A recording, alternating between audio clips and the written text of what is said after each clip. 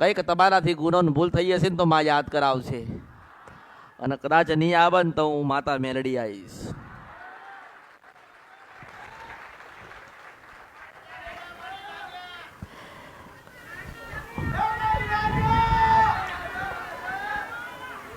ભક્તિ કરો છો, ભક્તિ કરતા હતા, ભક્તિ કરતા રહેજો, સહન શક્તિ રાખજો, ધીરજ રાખજો. જેટલી સહન શક્તિ રાખશો ને જેટલી ધીરજ રાખશો ને એટલી જબરી માતા થઈને આવશે. મારા આશીર્વાદ.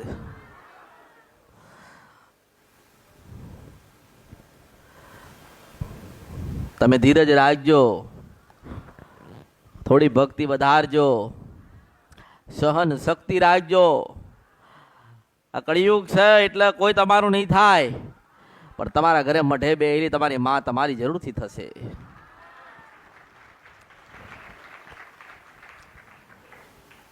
તમારા ઘરે દીવો કર્યો, તમારા ઘરે દીવા કરો છો અને વર્ષોથી થતા હશે, પણ તમે એના ઉપર શ્રદ્ધા વિશ્વાસ અને ભાવ રાખજો અને એ કહે ને એ પ્રમાણે ચાલજો. નારાયણ તમારા ઘરે આવશે.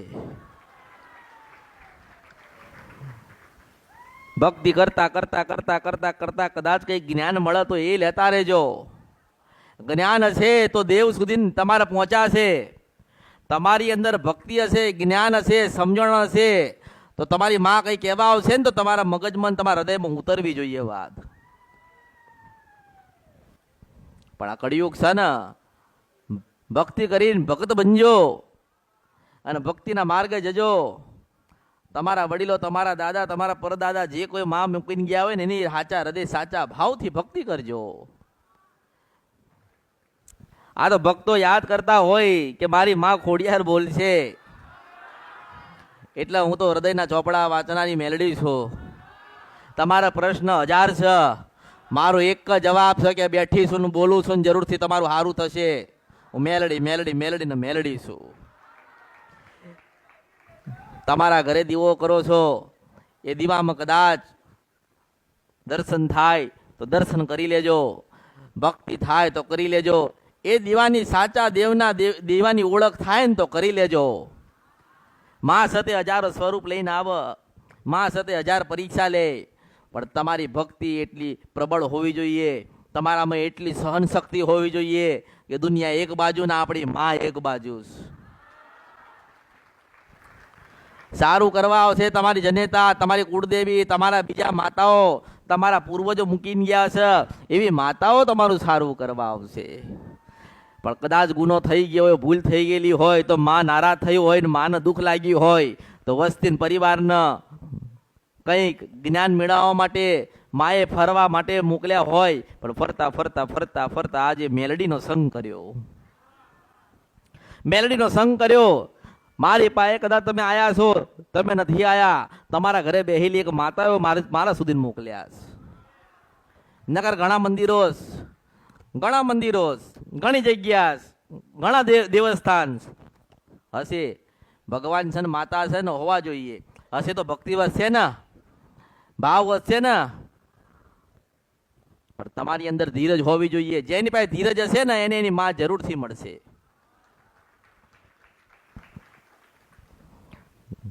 ભલે તમારા વડીલો ગમે તેવી ભક્તિ કરીને ગયા, ગમે તેવી સાધના કરીને ગયા, ગમે તેટલા મંદિર કે દીવા મૂકીને ગયા, પણ તમારો ભાવ નહીં હોય ને તો એક કઈ દીવો તમારું કામ નહીં કરે, નહીં કરે, નહીં કરે, નહીં કરે. તમારે કહેવાની જરૂર નહીં આવે. જો સાચા હૃદયની સાચી ભાવથી ભક્તિ કરી હશે, કશું માગ્યું નહીં હોય અને ધીરજ રાખી હશે, ભક્તિ માને જોવી હોય, માને પ્રસન્ન કરવી હોય ને માનો રાજીપો લેવો હોય ને તો તમારામાં ધીરજ હોવી જોઈએ.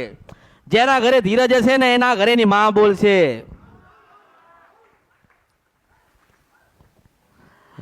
અને જીવનની અંદર કદાચ માં કદાચ મળવા આવે, માં બે પ્રશ્ન કરે અને માને કઈ કહેવાનું થાય તો શાંત મગજ રાખીને, થોડી ધીરજ રાખીને, પ્રતીક્ષા કરીને, માની ઉપર શ્રદ્ધા વિશ્વાસ ભાવ રાખીને માં શું કહે છે ને શું કહેવા માંગે છે ને એનું થોડું ગ્રહણ કરજો. જેના જેના ઘરે જેને જેની માના દીવા થતા હોય એનો શ્રદ્ધા વિશ્વાસ ભાવ એ દીવા ઉપર હશે તો એ માં રાજી થઈને તમારા 1,000 કામ કરશે. તમે કોનો દીવો કરો છો, કેમ કરો છો, શેના માટે કરો છો, ક્યારે કરો છો, એ મહત્વનું નથી. એક દીવો કરો કે 10 દીવા કરો, તમારા સાચા ભાવથી નહીં કરેલા હોય ને તો 24 કલાક કરેલા દીવાએ સફળતા તમને નહીં આપે. જેટલી જેટલી તમે રાહ તમારી મા માટે જોઈ છે ને, મા તમારી એટલી તમારી રાહ જોવે છે. પણ કંઈક જીવનમાં ભૂલા પડ્યા હોય, કોકે ભૂલા પડ્યા હોય, ભૂલ પડી ગયું હોય જીવનની અંદર, એટલે માર્ગ કોઈ મળતો ના હોય. અને હું એવું કહું છું કે જ્યારે જ્યારે માર્ગ ના મળે ને ત્યારે તારે મેલડી મળે છે. જ્યારે જ્યારે સમય ખરાબ આવે ને, તારા ખરાબ સમયમાં સારો સમય સાથે લઈને તો મેલડી આવે. પણ તમારી માં છે એટલે તમે જે ગુના કર્યા, તમે જે ભૂલો કરી, તમે જે ગુના કરતા આવો છો એનું દુઃખ તમારી માને લાગ્યું હશે. લાગ્યું હોય ને કે પરિવારે દુઃખ ખોટું કર્યું એટલે હું આજે દુઃખી થઈ, મારા પરિવારે મને પૂછ્યું નહીં. પોતાના જ ઘરની અંદર મઢ હશે, કોઈક ભુવા હશે, કોઈક પઢિયાર હશે, કોઈક જોશી હશે, કોઈક દાણા જોવાવાળા હશે, કોઈક ધૂણવાવાળા હશે, કોઈક ડાકલા વગાડવાવાળા હશે. પણ એમ કહું છું કે આ બધી રચના માની છે. અને સાચા ભાવથી કોઈ કશું નહીં કર્યું હોય ને તો તમારી માં તમને નહીં સારું કરવા આવે. જો માની કૃપા જોઈતી હોય ને, માનો આશીર્વાદ જોઈતો હોય ને, તો મેં દરેકને એક વાત કરીશ કે ભજન કરજો. પહેલા તમારા વડીલો સાધના કરીને ગયા, યંત્ર તંત્ર ને મંત્ર કરીને ગયા, તો શું તમે બધા સુખી થઈ ગયા? તમારા દાદા પરદાદા ક્યારેક તો કંઈક ભક્તિ કરી હશે ને, ક્યારેક તો સાધના કરી હશે ને, મંત્ર ઉચ્ચાર કર્યા હશે ને. પણ હવે એવો સમય નથી, તમારા લોકો પાસે એવો સમય નથી, એવું જ્ઞાન નથી. કારણ કે તમારા વડીલોએ તમને કશું બતાવ્યું નથી. પણ હું બતાવું છું કે કંઈ ના થાય તો તમારી માનો દીવો કરજો, કંઈ ના એને આપી શકો તો ભક્તિ કરજો, અને અવશ્ય તમારી માનું 12 થી 4 નું ભજન કરજો. તો જેમ જેમ તમારા વડીલો જેમ મોટી મોટી સાધના કરીને ગયા ને, એનાથી પ્રબળ વસ્તુ અને ભક્તિ અને સાધના તમારી ગણાશે. જેને જેને દીવો કર્યો ને, તો દીવા તો તમે કરી નાખ્યા. દીવો કર્યો એટલે તમારી ફરજ પૂરી થઈ ગઈ. દીવો કર્યો તમારી ફરજ પૂરી નહીં થતી. તમારી ફરજ એવી આવે છે કે દીવો કર્યો, માં સૌનું સારું કરજે, સૌનું કલ્યાણ કરજે ને સતના માર્ગે મને લઈ જજે, ને મારી ગુનાને ભૂલ થાય ને તારા આઈને ઊભી રહેજે. જતા આવતા ઉડતા બેઠતા તમે અહીંયા બેઠ્યા હોય, તમે મારી પાસે આવ્યા હોય તો તમારા હૃદયમાં તમારી ખોડિયાનું જ નામ હોવું જોઈએ, હું મેલડી છું. તમે અહીં બેઠ્યા હોય તો તમારા હૃદયમાં તમારી ચાવણ માતાનું નામ ભજન હોવું જોઈએ. તમારા હૃદયની અંદર કદાચ કાળકા માતા હોય ને તો એનું ભજન થવું જોઈએ. અને તમારા હૃદયમાં ખરેખર તમારી દાદાની, પરદાદાની, તમારી પેઢીની, તમારી વસ્તીની, તમારા ગામની કદાચ મેલડીનો ભાવ હોય ને તો મેલડીની ભક્તિ થવી જોઈએ. દીવો કરવાથી તમે સુખી ના થઈ જાઓ, નિવેદ આલવાથી માનું પેટ ના ભરાઈ જાય. જો ખરેખર ભક્તિ કોને કહેવાય, ભક્તિ કરવી હોય ને તો 12 થી 4 નું ભજન કરજો. જેટલું જેટલું તમારું પ્રબળ ભજન થશે, કશું વિચાર કરવા નથી, કોઈને વાત કરવી નથી. બસ આપણી માનો દીવો કર્યો ને એક માળા લીધી છે, અને ચાવણ ચાવણ ચાવણ, માં ચાવણ તું રાજી રહેજે, માં મેલડી તું રાજી રહેજે, માં ખોડિયાલ તું રાજી રહેજે, માં કાળકા તું રાજી રહેજે. હું એવું કહું છું કે કદાચ હું કોઈને શીખવાડું ને વિદ્યા તો એકને શીખવાડું, પણ મારો એવો ઇતિહાસ લખાશે કે 1 લાખ જન્મ મેં એની માં બતાવી હતી. 1 લાખ માણસો ને મેં એની વિદ્યા, મારી વિદ્યા મેં શીખવાડી હતી. અને 1 લાખ માણસ અને દરેકના ઘરે ઘરે માના દર્શન લોકોને થયા હતા. જો તમે ભજન કરતા હશો તો હું તમને કહું છું એ કદાચ તમારી મેલડીનું ભજન કરતા હોય ને તો તમારા કદાચ તમે કદાચ ભજન કરો છો ને ભજનમાં તમે ખોવાઈ ગયા, અને ભજનમાં જે ખોવાઈ જાય ને એને મેલડી આઈને ઊભી રહે. તમે તમારા ચાવણ માતાનું ભજન કરો 12 થી 4, માં ચાવણ તું રાજી રહેજે, માં ચાવણ તું રાજી રહેજે, માં ચાવણ તું રાજી રહેજે. અને એવું કહું છું કે ચોટીલા બતાવન તો માનવાનું કે માં હાચી છે. જો તમારા વડીલો બહુચર મૂકીને ગયા હોય ને તો એ માં બહુચર તું રાજી રહેજે, માં બહુચર તું રાજી રહેજે, માં બહુચર તું રાજી રહેજે. અને તમારા વડીલોનો કદાચ પેઢી અને મંદિરને માં ના બતાવે ને તો મારા અવતારમાં ખોટ પડે. હું તમારી માનો સંગમ તમારી સાથે કરાવવા માંગુ છું, જેથી કરીને જેવા તમે દુઃખી થયા ને તમારા બાળકો દુઃખી ના થાય, ક્યાંય જોવડાવું ના પડે. તમે ગુનો ભૂલ કરશો તો માં નડવા આવશે ને, માં ત્યારે દુઃખ દેવા આવશે ને.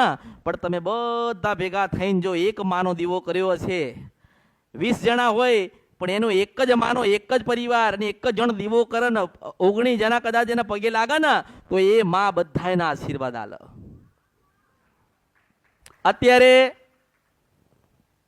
એક મેલડી માતા હોય અને 20 ઘર હોય તો 20 ઘરમાં દીવા થયા, 20 ઘરની અંદર 20 નિવેદ થયા. તો માં કોના ઘરે જમવા જશે મને કહો? માં કોઈના ઘરે જમવા જતી નથી. માં એમની મેન જગ્યાએ બેસી રહી છે મંદિરમાં. માં લાપસીની ભૂખી છે, માં સુખડીની ભૂખી છે, માં શ્રીફળની ભૂખી છે, માં દીવાની ભૂખી છે. માં એવું કહે છે કે આજથી 70 વર્ષ પહેલા મેં 4 દીકરા આલ્યા હતા ને એના 20 દીકરા થયા છે. એ 4 ભગવાનના ઘરે ગયા પણ મારા 20 દીકરા ભેગા ના થાય ને તો મારો ભગવાન રજવાઈ જાય. માને શ્રીફળ ચૂંદડી કે મંદિર કે બધું જોઈતું નથી. માં એવું કહે છે કે મારા દીકરાએ ભેગા થઈને મને આટલી સુખડી ધરાઈને તોય હું રાજી છું. મારા સન્માન મળવા આવ્યા છે ને. તમારી માં છે ને એ તમારા અસલ દાદાનું ઘર હોય ને ત્યાં તમારી રાહ જોતી જ હોય. જે તમારા વડીલો જે મંદિર બનાવીને ગયા હોય ને એ મંદિરમાં તમારી ખોડિયાલ મેલડી કે કાળકા કે જોગણી કે ઝોપડી આ રાહ જોતી હોય. મારા દીકરાને મારી વસ્તી કાલ મને મળવા આવશે. તમે ખાલી હાથે જાઓ ને કશું લીધા વગર, હું એવું કહું છું કે ભાવ હોવો જોઈએ કે માં તને મળવા આવ્યા છીએ, અને તમે ઘરમાં બેહો અને તમે માના દર્શન કરો અને હાથ જોડીને માને યાદ કરો ને એ માં દેખાય દેખાય દેખાય ને દેખાય છે. તમારા વડીલો તમારા પૂર્વજો ગામડું છોડીને શહેરમાં આવ્યા, માતાઓ નહીં હો. માતા તો હજુ ત્યાં જ બેઠી છે. યાદ રાખજો એક સમય પાછું બધાને ગામડે જવાનું આવશે, લખી રાખજો.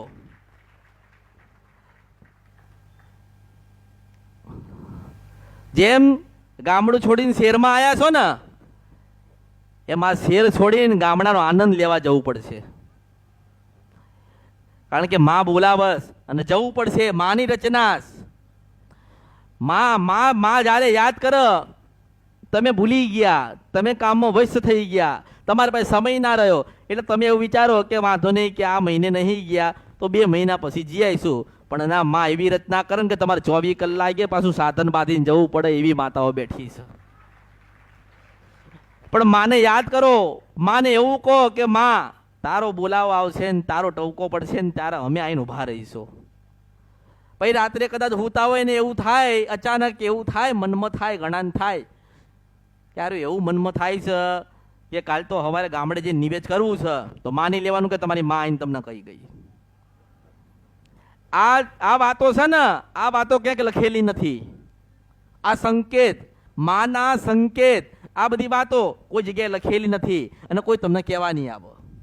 માનો કે તમે ઊંઘી ગયા છો અને સવાર પડી અને તમે ઉઠ્યા અને તમને એવું લાગ્યું કે ચોટીલા જવું છે એટલે જતું રહેવાનું પાછી મળશે, હું માતા છું. તમને એવું લાગ્યું કે ના આજે સવારમાં ઉઠીને નહીં ધોઈને માને સુખડી ધરાવી છે તો ધરાવી દેજો. આ બધા સંકેત તમારી માના છે. આ માં તમારા હૃદયમાં બેઠી છે. આ રામાયણ હતી ને, રામાયણ, તારે બધાએ કીધું કે ભગવાન ક્યાં છે, ભગવાન ક્યાં છે. તારે કોઈ કેવું કીધું હોનામાં, ચાંદી, રૂપામાં છે, મંદિરમાં છે, અયોધ્યામાં છે, દરેકના અંદર છે. તારે હનુમાને એવું કીધું કે મારા હૃદયમાં, મારા જીવમાં, મારા હૃદયમાં હોવા જોઈએ તો અંદર હશે. તારા ભગવાને આજથી હજારો વર્ષ પહેલા પોતાની છાતી ચીરીને બતાવેલા રામ કે કોઈ મંદિરમાં નહીં, આપણા હૃદયમાં ભગવાન બેઠ્યા છે. એવી રીતે ભગવાને આ ઉદાહરણ આલ્યું માણસને કે તમે આમ તેમ ફાફા ના મારશો. અંદર બેઠ્યો છે ને એના જગાયેલો ને એ જાગી ગયો ને તો તમારે પછી જાગવાનો વારો નહીં આવે. તમારે ઉજાગરો કરવો નહીં પડે, તમારે દોડવું નહીં પડે, તમારે જોવડાવવું નહીં પડે. આનંદ આનંદ આનંદ આનંદ આનંદ. તમારી ફરજમાં શું આવે કે 12 મહિને નિવેદ કરવું, એ તમારી ફરજમાં આવે ને. તમારી ફરજમાં શું આવે કે મંદિર જૂનું થઈ ગયું હોય તો નવું બનાવીએ. તમારી ફરજમાં શું આવે કે નાનું મોટું કોઈક તહેવાર હોય ને તો માને કંઈક ભેટ આલીએ, આવે ને. તમારી ફરજમાં આવે તો માની ફરજમાં શું આવે કે મારી વસ્તી ને મારો દીકરા ને મારી દીકરી કોઈ દાડો દુઃખી ના થાય. માની ફરજમાં આવે છે. માં શોખ પૂરા કરવા નહીં આવે, પણ આ કળિયુગમાં કોઈ માં તમારા શોખ પૂરા કરવા નહીં આવે. માણસ દુઃખી થાય ને તો એના શોખથી થાય. જો તમે શોખ તમારા મૂકી દો ને ભક્તિ કરો તો તમે સારું જીવન જીવશો. માં તમને કઈ સારું ખવડાવવા આવશે, પણ તમારા શોખ મૂકી દો, તમે સાદાઈ તમારી અપનાવી લો. તમારી માં જેવું તમને જીવાડે ને એવું તમે જીવવાનું ચાલુ કરો તો ઘણો બધો તમારા જીવનમાં આનંદ આવશે અને તમારી બા રાજી થશે. અને આમ તેમ દોડશો નહીં, ક્યાંય નથી. મેં શું કીધું કે આપણે હનુમાનજીના પાસેથી ઉદાહરણ લો કે રામ ક્યાં નીકળ્યા હતા, તો કે હૃદયમાં નીકળ્યા હતા. તો આપણા ક્યાં નીકળશે? આપણા હૃદયમાં નીકળશે. પણ આપણે હૃદય ના ખોલી શકીએ, આપણે હનુમાન ના બની શકીએ, પણ બીજું કંઈ ના કરી શકીએ. તો લક્ષ્મણની એક લક્ષ્મણ રેખા છે ને, રેખામાં લઈને આપણે ભક્તિ કરી શકીએ.